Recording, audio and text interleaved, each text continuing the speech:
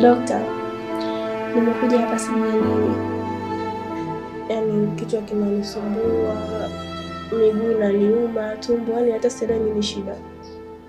Pole sana kwa hiyo hali. Asante. Hiyo hali ilianza lini? Ni kama na wiki hivi ndo nimeanza kujiona hivyo. Pole sana. Asante. Vipi kuhusu viungo vya mwili kuchoka? Hiyo hali huwa inajitokea. Ni mara kwa mara ndani ya wiki nzima?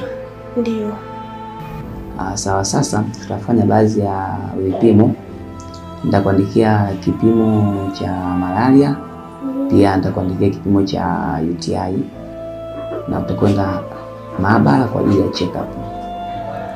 Sawa, haina shida.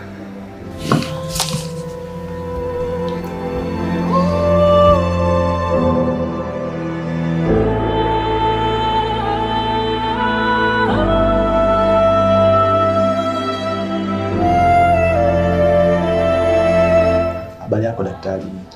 Salama. Karibu. Asante daktari. Nimekuja hapa nasumbuliwa na mgongo, shingo kuuma pamoja na kichwa daktari. Pole sana. Asante daktari. Hiyo hali ilianza lini? Hii hali imeanza takriban kama siku 4 zilizopita nyuma. Pole sana. Ukiachana na hayo, vipi hali ya kuwa kubana? Hiyo hali siipati daktari. Unashindwa kukohoa vizuri? Hiyo hali haijitokei mara kwa mara kwa upande wako? Daktari, hiyo hali siipati kabisa itokee. Ila huwa unakosa usingizi muda usiku? Ndio, nakosa usingizi. Sasa kuna baadhi ya vipimo ambavyo nitakubidi kuandikia hapo, then utaenda maabara kwa ajili ya check up. Asante. Hizo vipimo nenda pale maabara kwa ajili ya check up. Asante. Pole sana. Asante.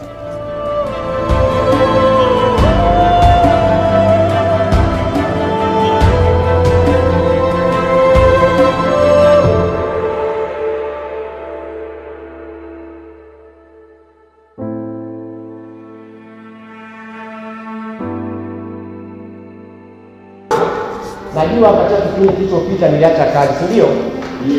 Na leo nahitaji kundi namba 1 niweze kuja mbele kwa ajili ya kuweza kuwasilisha kazi yao.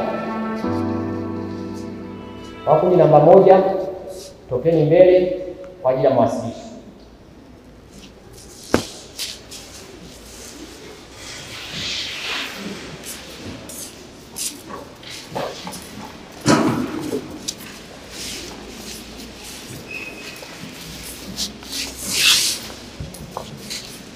Kuna watu ambao wapo maksi 5 awali. Haya. Karibuni kwa wasilisho.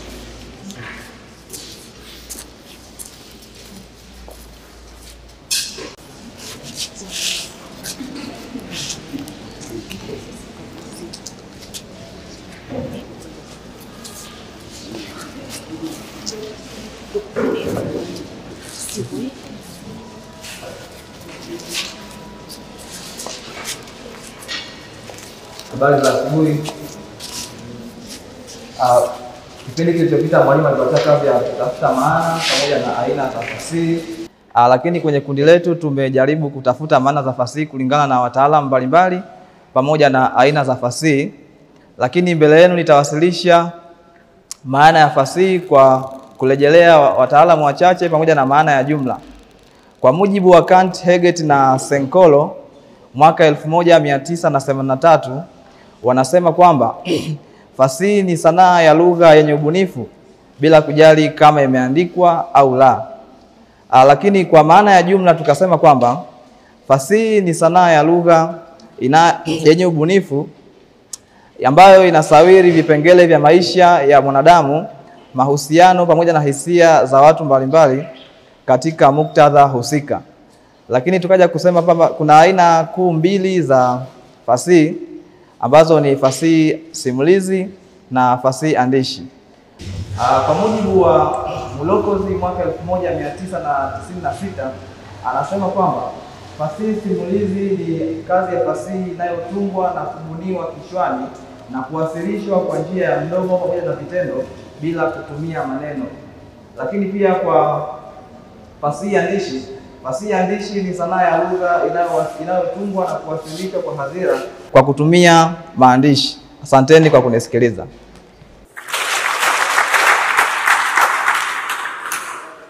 Jamani, tuwapongeze tena. Natumai wamewasilisha vizuri, na kama kuna mwenye swali anaruhusiwa kuuliza.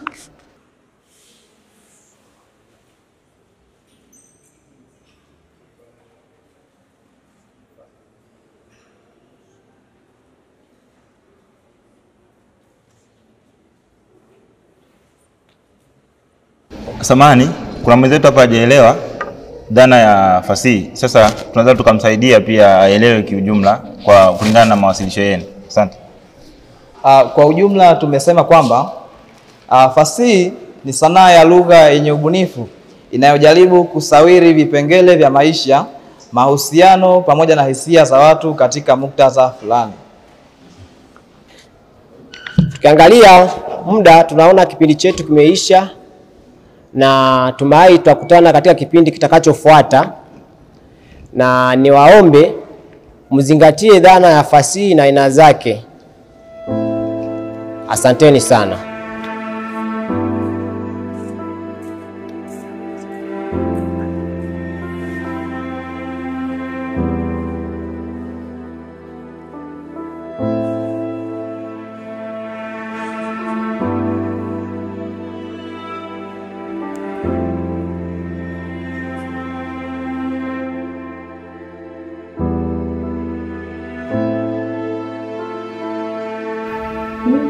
Ameondoka tangu muda mrefu?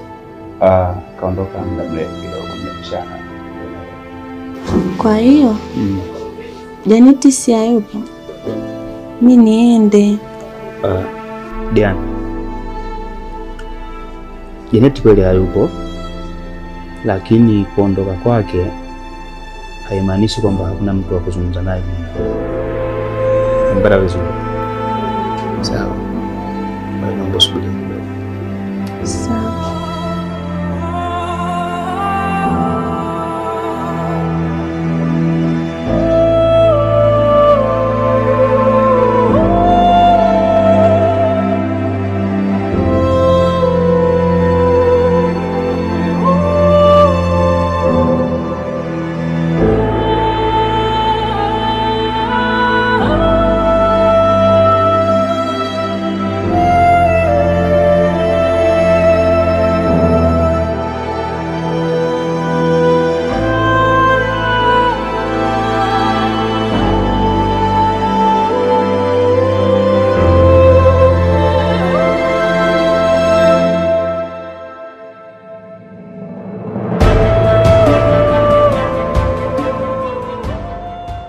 Diana, niseme nimefurahi sana kukuona siku ya leo. Pia niseme Mwenyezi Mungu katujalia mimi na wewe leo kuonana. Kuondoka kwa dada yangu sio sababu ya wewe kuondoka mapema hapa. Diana, unajua wewe ni mwanamke mzuri sana. Nimefurahi sana leo kukuona. Isitoshe muonekano wako, ili zoe ulipo. Nakupenda sana. Mbona vizuri?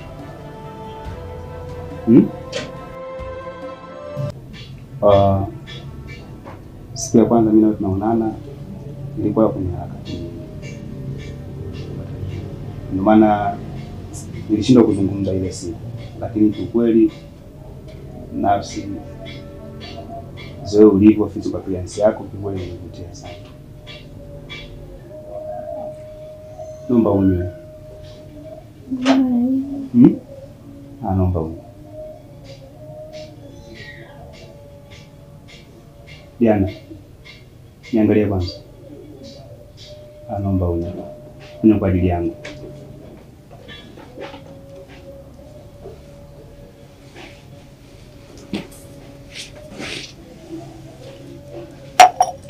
Niambie kitu kimoja. Mbali. Ni mwanamke wa pekee katika dunia hii ambayo inatokea ukupenda. Umeona? Na nimefurahi sana mimi nawe kufahamiana. Nimepata vizuri.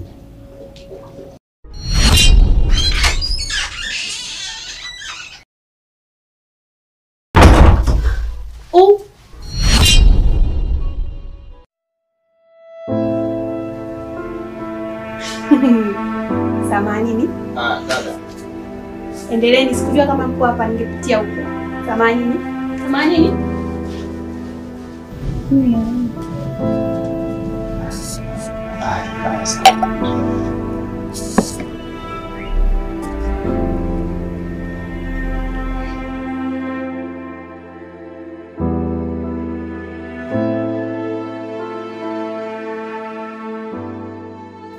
Bwana Julius, kiukweli leo nimekuita hapa, kuna issue important nataka tuongee.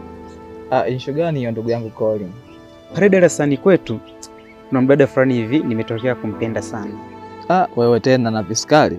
Dada gani hiyo kwanza? Kwa jina simfahamu, lakini nitakuonyesha. Ni mdada fulani hivi mweusi, ana shape fulani hivi amazing. Naweza nikasema kiuno cha nyigu. Lakini ndugu yangu, unakumbuka mwenyewe kule kijijini uliniambia, oya mwanangu, tukienda kusoma huku chuoni tuhangaike na mambo ya kusoma, masuala ya wasichana na nini, tufuatilie kinachotuleta wapi? Chuoni. Lakini mwisho wa siku leo wewe mwenyewe unaanza kuniambia tena masuala ya wasichana. Vipi, imekwaje? Ngoja kwanza nicheki. Unajua Julius, achana na masomo. Nahisi nisipokuwa naye sidhani kama nitaweza kusoma. Nahisi yeye ndo nguzo ambayo itanifanya nisome vizuri, niweze kuperform vizuri.